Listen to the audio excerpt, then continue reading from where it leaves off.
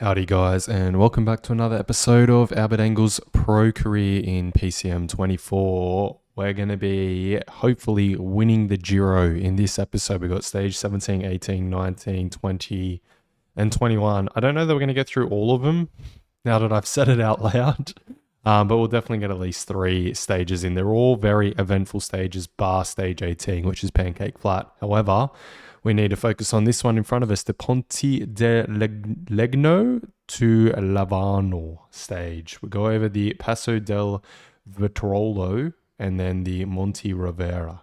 Looks like a pretty steep climb, that one, actually. So expect some action. And similar to the last episode, we're all about chipping away at that Jonas Vingegaard lead at the moment. The Ineos crew, former Visma team, they're looking impenetrable. Very hard to isolate Jonas at the moment, other than just some real ditch attacks and beat him in a sprint, get some bonus seconds. That's kind of been the game plan so far. It is working. We're about 40 seconds back on him on GC now. So let's get down to that start line and see that we can't keep making a dent in that lead. Of the Tour of Italy. After a well-earned rest, the riders are back into the thick of it with another day in the mountains. Moreover, it's a day that starts with a climb, the Passo del Tonale. Fortunately, after going over the top at 1,883 metres, there are more than 70 kilometres downhill before the road turns upwards again. First, a succession of short climbs, and then the Passo del Vetriolo, 12 kilometres at over 7%. The final ascent of the day is the Monte Rovere, 8 kilometres at 10%. From the top of this final difficulty, there are still 8 kilometres of undulating roads before the curtain comes down on this unpredictable stage in Lavarone. There we go. Another beautiful intro there. We've had, whilst we're waiting for the intro to finish, Denny Martinez trying to get his way off the front once again. I'm a bit confused by him in this tour so far. Hasn't been going that good for him really, but hopefully he can manage to do something in this stage. Hey, we can only hope. Anyway, the peloton has shut it down. We've got 20. Okay, they've decided to ramp it back up again. They've got 25 riders off the front currently. 24, sorry. They're about a minute 30, so not really given much of a leash. All that being said, it's good news for us with Danny Martinez in that break. We might be able to call upon him later, or maybe he can even go for the stage win himself. We'll find out, but for now, we're going to jump forward to the first Category 1 climb, the Passo del Verterolo. All right, here we are at the bottom of the slopes to the Passo del Verterolo. You can see it in the right there, 11.6k at 7.8%. Pretty bloody hard, this climb. The EB did blow out to almost a 9-minute lead at some points. However, Lidl Trek got themselves onto the front with the Ineos crew working incredibly hard and reduced it back to about 4-minute 40 gap. Now we've got Denny Martinez up front looking stronger as ever. He might actually be able to have a chance in this stage. I hope he does. But back here, the game is played as conservatively as we can on this first Category 1 climb. So we can see if we can't have a dig on that second Cat 1. We've got Costu attacking off the front at the moment. There he is. Oh no, that's one of the remnants in the breakaway. There he is. He's actually quickly danced up the road, hasn't he? He's got some legs on him in today's stage. Anyway, back here, we've got Herzig now looking after us. He has taken over from Jordi Muse, who has done an excellent job. But yeah, the pace is very hot at the moment on this climb. It's the Ineos crew looking really strong. We'll take a quick check at Jonas. Looks like Albert's a little bit better off than him today. That's good news. And yeah, okay, we've gotten over the top of that climb. No major difficulties, but now the game is all about getting as much yellow bar back as possible before we hit the final Cat 1 climb. Alrighty, here we go. The Monte Rivera coming up right now. We have Mr. Martinez attacking in that EB, which is awesome to see. Love that he's got some legs back on him. There's 16 riders left in his group, but back up here, Ineos have been setting one hell of a tempo. AG2R, which is the old Ineos team, are now moving to the front as well. I wonder if they're looking for Magnus Sheffield on this stage. I'm not too sure. Maybe Champion, Milana. It's probably Duplus, isn't it? Of course. That just answers my own question. Anyway, back here, it is really about trying to slip up the road if we can see a chink in the armor of this Ineos crew. Now, Jonas looks really strong, so I don't particularly like our chances. Up front, though, Martinez is still on the counter. He's looking really good. We've got Arietta and Chicone about to attack here. We might move on effort with Albert. He does have Chris Harper looking after him just in front. And yeah, I'm not too worried about these guys. They're quite a long way down on GC. It's back here. It's Mr. Vindegaard we need to worry about. But this is not a terrible position to be in. We're not far off the top. So I think we're going to attack now. We'll let the crew behind try and chase. But yeah, it's gone pretty hard, this one. We'll have to kind of just try and get our way across to these crew. We've got a bit of time. It's almost 40 seconds. That's good to see. We can jump on the relay. We'll take the gel. There's not far to go from the top of this climb. So this is a good position to be in. We'll jump forward and see that we can't hang on. All right, here we go. Under the K to go. We still have a lead on Vindegaard's group. And I think we're going to get a nice chunk back on GC.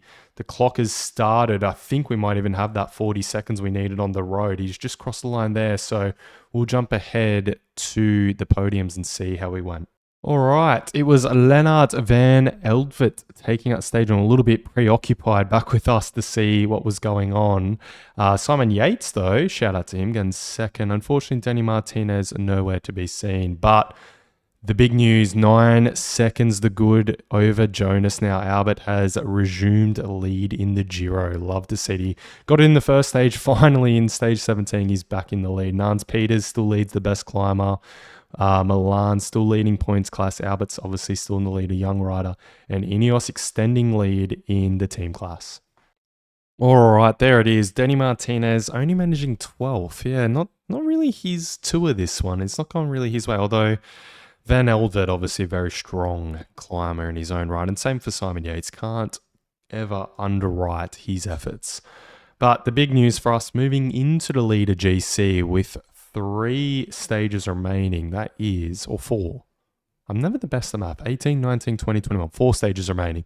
One of them being flat, so really 3 stages remaining. So things are looking up in the Giro. Let's get into the next stage. And here is stage 18, a flat one. We're going to quick sim, not much to concern ourselves with here. We managed 17th though, not a bad result. We did have a break up the road. Molberger taking out the win from Movistar. No changes on the GC front.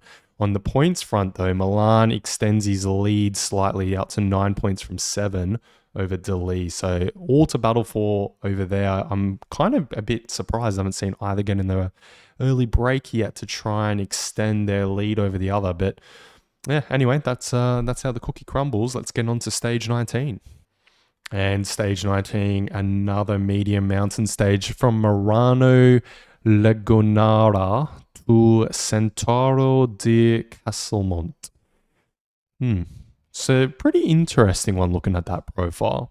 That cut one could shape the stage, but is so far out from that final climb. All it'll do is kind of sap the legs of the main guys. So it's going to be an interesting one. Expect another dominant ride by the Ineos crew. Maybe Danny Martinez tries to get in the break again. Who knows what he's up to, really. I think he's a bit lost in this Giro. Anyway, let's get down to the start line. For the start of the 19th stage, part of which will take the riders into Slovenia. The day ends at the Santuario di Castelmonte after 178 kilometers in the saddle. The first third of the day consists of 60 kilometers of plain. Then the riders hit the Julian Prealps, where the climbing begins. First the ascent towards the Villanova Caves and then the Passo di Panamera. 7 kilometers later, the peloton enters Slovenia and begins the most difficult climb of the day. The 10 kilometers at 10% of the Kolovrat Ridge. That should reduce numbers before a return to Italy and a descent to Cividale del Friuli. The town is the gateway to the finishing line at the Santuario di Castelmonte. That requires another 7 kilometres of climbing on steep slopes. All right, we've got 15 in the early breakaway today. Nelson Powless, probably the strongest. No Danny Martinez, considering I suppose we are leading the Giro. It's a bit rough for him to try and get in there. Mollberger's up there, last stage winner as well. Steinhaus, a very strong German climber. And who else do we want to shout out here? Mollebran. I think he won a few, or maybe even the KOM class in a race semi-recently that Albert did. Anyway, that is the order of the day. We'll jump forward to the main climb of the day, the Kolovrat. As we just heard, we're going into Slovenia for that one, and we'll see what's what when we're on those slopes. All right, here we go. About to hit the slopes of the Kolovrat.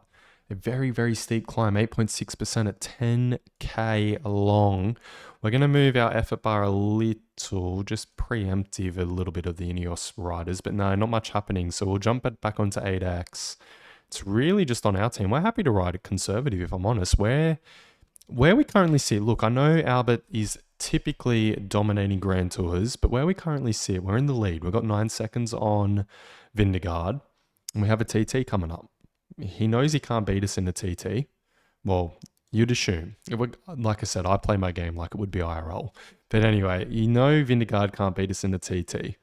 So really, we can just ride defensively here. I'm happy for a break to win by a ridiculous margin. That's fine with us.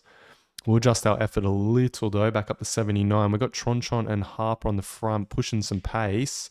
Looks like Nans Peters quickly nipped off the front to grab the final point. That might prove decisive in the end, although Delbove has stolen the jersey from him currently. But there's plenty of climbing still to come, and that EB has over 10 minutes on the break. Now, like I said, there's no one too concerning in there. Steinhauser is 50 minutes back, so yeah, not too worried about anyone out front. I suppose Van Eldvet, he's only 6 minutes back on GC. Actually, we do need to worry about him, although he's only literally just there. He only nipped up the road. Okay, not much concerning us right now. We'll jump forward to that final climb.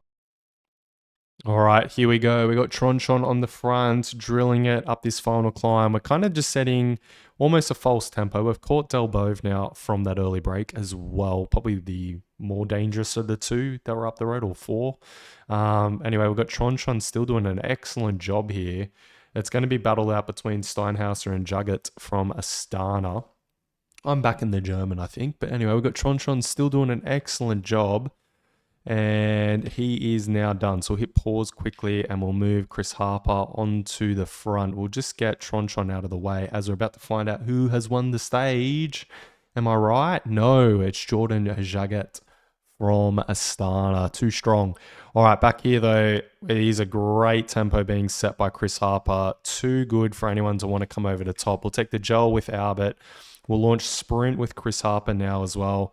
And when we're about to get on these final slopes there we go. We'll launch with Mr. Martinez. It might be enough to get a little bit of time even on Vindegaard. Look at that. There's daylight on the road there. I think that is just enough that we've gained a little bit of extra time on the likes of Vindegaard. I can't even see him. There he is. So it's really his teammates scrambling to close that gap. I think there is about 10 seconds or so gained from that move, thanks to Chris Harper and Danny Martinez. So Danny Martinez definitely finding his legs at the back half of this Giro. And there he is, the Frenchman, taking out the sprint win over George Steinhaus, the F-man. 2 minutes back was Marc Soler, Danny Martinez leading in our group, and it was 12 seconds gained in the end. So back out to 25 seconds over Jonas Vindegaard. 2 stages remaining. I'm really liking our chances. It is Joris Delbove that's moved into the lead of the KOM. That kit looks really cool, actually. I rate that. Pretty old school. We got Milan still leading by 9 points over Dali in the points class. Young riders still with us. Kotnik at 5 minutes 50, and Ineos lead by 16 minutes and 27 seconds over Little Trek. All right, let's get a little look at this penultimate stage. All right, here is that final stage. We're going to save this one because I love a cliffhanger for tomorrow's episode, because there will be, as you can see, this mountain stage and then a final TT. We've got the HC climb, the Passo Pordo to tackle, the Passo San Pellegrino, great drink, as well, just ahead of it. And then we finish up the Passo Fedea. This is a stage that could come undone. We're expecting a +1 on the day for Albert. His recovery is looking pretty good, so I'm quietly confident. Main thing is not to lose any time to Jonas, so we'll probably be riding defensively, considering there is that TT that definitely suits Albert to come. All right, join us tomorrow, where hopefully we get to win the Giro for a second time. All right, guys, peace out.